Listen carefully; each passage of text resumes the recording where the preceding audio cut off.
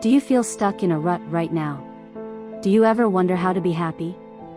Are you restless, dissatisfied, and uninspired? Perhaps you feel like everyone else is happier and more successful than you are, and that nothing ever really goes quite right for you. Maybe your days are predictable and you feel little sense of achievement. The truth is that happiness is a choice, and it's one you can choose to make today. But what does it mean to say that we can simply choose how to be happy? In this video, we'll explore the answer to that question and give you 4 actions to take to live a happy life. Every week we take a look at ways you can manifest the best life possible. So be sure to like, subscribe and turn on notifications to be sure you don't miss out. We also have a free gift for you today, so stick around until the end to hear more about that. Is happiness a feeling or a choice? In truth, it's both. It starts by saying these 3 little words to yourself. I choose happiness. By deciding to be happy in this way, you embark on a journey that almost immediately transforms your feelings.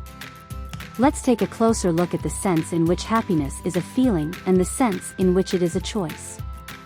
This will set the stage for making the kinds of changes that promote long-term happiness.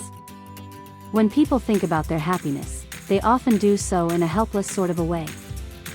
Perhaps you've caught yourself doing this, thinking about how you're unlucky, or how you don't have any power. In truth, you have a lot more control over your well-being than you realize. Happiness is a choice. You have a choice. Choosing to be happy really involves 2 components. The first is looking at what currently causes you unhappiness in your life. Then, making changes that help to address those sources of dissatisfaction. Although, it ultimately isn't your surroundings or your context that play a role in whether you're happy. Happiness comes from within. So the second part of choosing to be happy involves a change in perspective. What do we mean by a change in perspective? The thought here is that you can make an active choice to focus on things that bring you pleasure. In other words, you can shift from a perspective of lack to one of abundance. For example, you can take time to tune into reasons to feel grateful, to feel inspired, and to feel connected to those around you. Some of the techniques will explore focus on helping you to make this shift. After all, it isn't easy, especially if you're used to talking to yourself in a highly critical way. Let's now turn to 4 concrete steps that you can take in order to become happier. As you work through these steps, you'll begin to take control and transform your life. Step 1. Take control of your life. We've all felt out of control sometimes.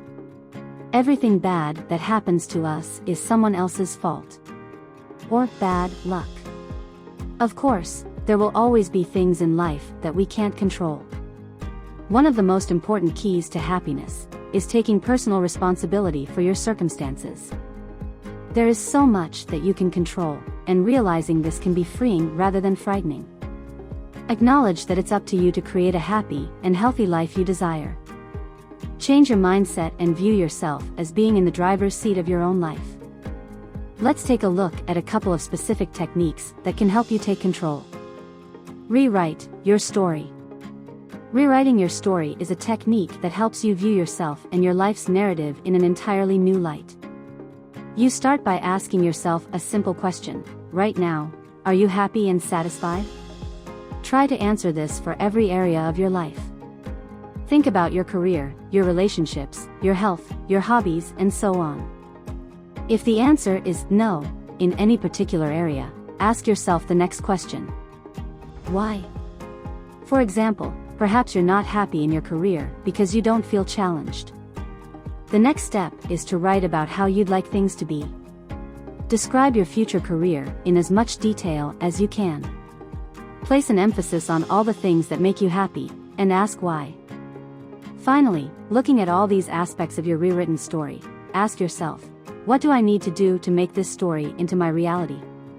Make a list of action points that you can take to move in this direction. Create a daily routine. Now that you've literally rewritten how you see your story progressing, we can begin crafting a new daily routine. Start getting specific. How many times a day or week do you see the ideal version of you doing particular things that contribute to your future? How does the person you envisioned in your narrative spend their average day? Their evenings? Their weekends? Try to craft a schedule that reflects the answers to these questions, from when you wake to when you go to bed. A morning routine is especially important, as it sets the tone for the day to come. Make sure that every scheduled activity contributes to one of your life goals. But also be sure to keep a focus on your well-being. For example, one of your goals should be good mental health. That can mean scheduling downtime for activities like yoga or reading. It's also wise to schedule in periods of free time, where you let your mood and current needs determine what fits in that day's schedule. Step 2. Think positive. We often declare someday a bad day, simply because one negative thing happened that day. We also often talk to ourselves in highly critical ways, focusing on our negative traits. It's important to work to change this mindset if you want to choose happiness. Adopting a positive mindset can also help you to manifest the things you want in life. As the law of attraction teaches us, like attracts like. So, the happier you are, the more happiness you'll bring into your life. Challenge your inner critic. This is the voice in your head that tells you that you're not good enough, that you'll never make it, that no one takes you seriously. This voice remembers every time someone talked down to you, and every time you felt humiliated. Negative thinking affects us all, but you can weaponize yourself against it. One of the most effective methods is based on Socratic questioning, the philosophical method of challenging and adapting unreasonable thoughts. For example, suppose you start with the thought, "I'll never get a job I love." Ask yourself the following questions. What is the evidence for this belief? How might I be misinterpreting what's going on? How would a good friend view my situation? How would I view this current situation if it happened to a different person? As you go through these sorts of questions, the original negative thought loses its power. It is exposed to the irrational, self-undermining belief it is. At the end of the exercise, try to come up with a replacement belief. For example, I've had success in my life, and I have talents. This is just a bump in the road. Step 3. Start feeling connected to life. You have a say in how connected you are to the world around you. When you start making more frequent connections and work on making those connections deeper, you'll begin to feel more like you belong. As much as you might pride yourself on your individuality and independence, we all want to feel a sense that we have a place in the world.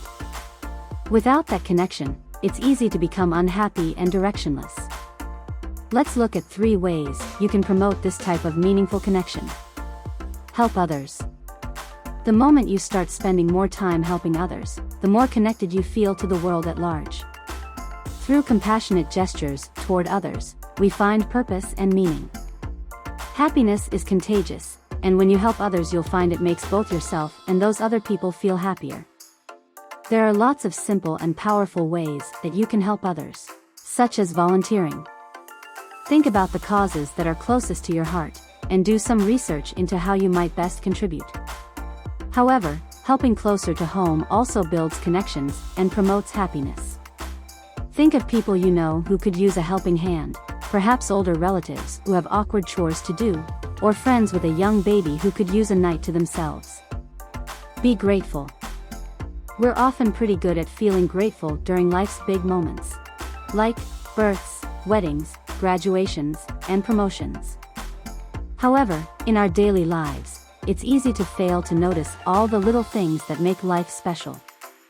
The most effective method for cultivating gratitude involves keeping a gratitude journal. In this journal, note down 5 to 10 things that inspire gratitude each day.